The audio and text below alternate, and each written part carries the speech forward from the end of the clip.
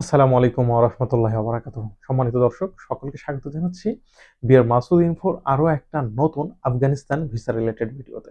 বন্ধুরা, আপনারা জানেন যে বাংলাদেশে সর্বোচ্চ পরিমাণে ভিডিও অর্থাৎ আফগানিস্তান ভিসা রিলেটেড সর্বোচ্চ ভিডিও কিন্তু আমি আমার চ্যানেল থেকে দিয়েছি এবং আমার চ্যানেলে সর্বাধিক মানে দর্শিত যে ভিডিওগুলো সেগুলো হচ্ছে কিন্তু আফগানিস্তান ভিসা রিলেটেড ভিডিও। তো গেল কয়েকদিন আগে ৩ জন ভাই দেখলাম, টানা ৩ জন ভাই একটা ভিডিওতে কমেন্ট করেছে ২০২৫ সালের আফগানিস্তান ভিসা নিয়ে দয়া করে আমাদেরকে তথ্য দিন।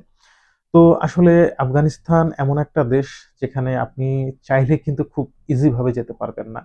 বিগত আমেরিকা মানে আমেরিকা যখন তাদের দেশে ছিল, অর্থাৎ আ আমেরিকার পুতুল সরকার মিস্টার ঘানি যখন ক্ষমতায় ছিল, ওই মুহূর্তে তো আফগানিস্তান যাওয়ার কোনো পসিবিলিটিই ছিল না।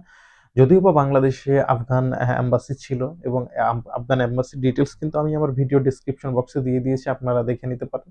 তো সেখান থেকে কিন্তু কখনোই বাংলাদেশীদেরকে টুরিস্ট ভিসা দেওয়া হতো না। তো সেই অবস্থাটা কিন্তু এখনো আছে। তবে ভিসা নীতিতে কিছু পরিবর্তন এসেছে, কিছু কড়াকড়ি আরোপ হয়েছে।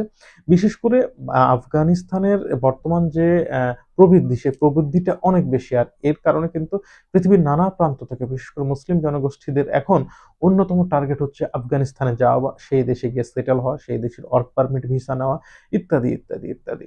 তো এখন কথা হচ্ছে যে একজন বাংলাদেশী হিসেবে এই ২০২৫ সালে আপনি কিভাবে আফগান ভিসা পেতে পারেন?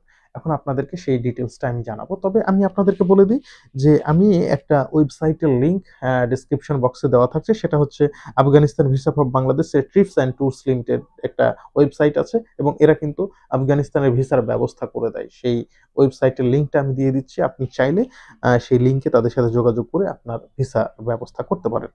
তো নিয়ম যেটা আগে ছিল সেটা এখনো বাংলাদেশীদের জন্য বরাদ্দ আছে, যে বাংলাদেশের যে এম্বাসি আছে আফগানিস্তানের, সেই এম্বাসি থেকে কিন্তু আপনি টুরিস্ট ভিসা পাবেন না। অর্থাৎ টুরিস্ট ভিসা বাদ দিয়ে আপনাকে অন্যান্য ভিসা নিতে হবে।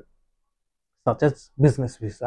বিজনেস ভিসায় কিন্তু আপনি যেতে পারবেন। তবে সেক্ষেত্রে অবশ্যই কিন্তু আপনার আপনি যে বিজনেসম্যান বা কোন কোম্পানির হয়ে বা কোন কোম্পানির সাথে বিজনেস করছেন সেরকম ডকুমেন্টস কিন্তু আপনাকে শো করতে হবে। ঠিক আছে? অর্থাৎ একটা অফার লেটার আপনাকে কিন্তু দেখাতে হবে। তো এটা গেল। আর আরো একটা বিষয় যে আপনি সেখানে কতদিন থাকবেন। দেখুন, একটা বিষয় যে উম বাংলাদেশীদের জন্য থাকার মানে কতদিন থাকবেন সেটার আগে জানা দরকার যে টুরিস্ট ভিসাটা কিভাবে পাবেন। আমি কিন্তু ইতিপূর্বে যে সমস্ত ভিডিওগুলো দিয়েছিলাম সেখানে কিন্তু স্পষ্টভাবে বলেছি যে আপনি যদি বাংলাদেশ থেকে পাকিস্তানে যান তাহলে পাকিস্তানে কিন্তু যে মানে ইসলামাবাদে অ্যা আফগানিস্তানের যে এম্বাসি আছে সেখান থেকে কিন্তু খুব ইজি ভাবে কিন্তু টুরিস্ট ভিসা আপনি পেতে পারেন।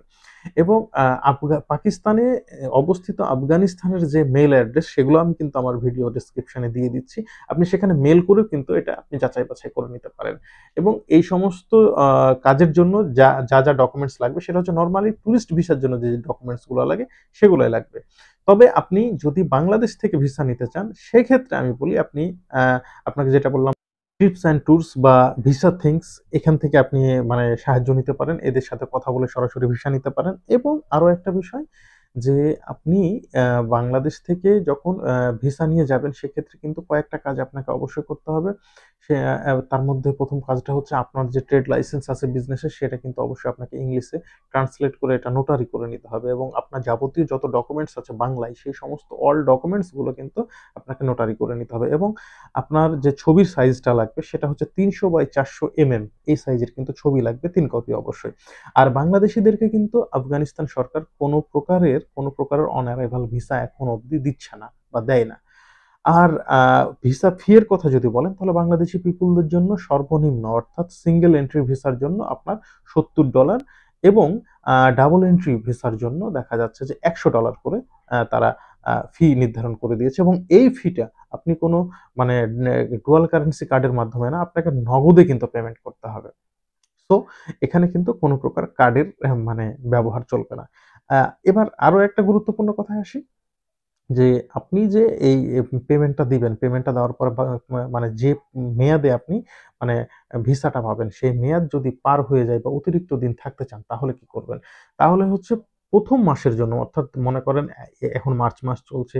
এই মার্চ মাসে আপনার ভিসা শেষ হয়ে গেল। এই মার্চ মাসের বিগত দিন মানে আরো মনে করেন যে ১৫ দিন আছে। এই ১৫ দিন যদি আপনি অতিরিক্ত থাকতে চান তাহলে অবশ্যই তাদের মানে আফগানিস্তানের যে মানে ফরেন মিনিস্ট্রি আছে সেখান থেকে অনুমোদন নিতে হবে এবং প্রতিদিনের জন্য অতিরিক্ত $3 করে আপনার দিতে হবে। এবং দ্বিতীয় মাসে অর্থাৎ যদি এটা এপ্রিল মাসে চলে যায় তাহলে প্রতিদিনের জন্য $5 এবং দ্বিতীয় মাস যদি পার হয়ে যায় তারপরে কিন্তু আপনাকে পানিশমেন্ট করা হবে, আপনাকে জেল পর্যন্ত তারা দিতে পারে। তো সুতরাং এই সমস্ত দিকগুলো থেকে আপনাকে সাবধান থাকতে হবে। তবে সবচাইতে ইজি মানে বাংলাদেশীদের জন্য সবচাইতে ইজি ভাবে টুরিস্ট ভিসা পাওয়া যাবে সেটা হচ্ছে দুবাইতে। আপনি যদি দুবাইয়ে তাদের তালেবানদের যে কনসুলেট আছে সেখানে যদি আপনি যোগাযোগ করেন তাহলে খুব ইজি ভাবে কিন্তু ভিসা পেতে পারেন।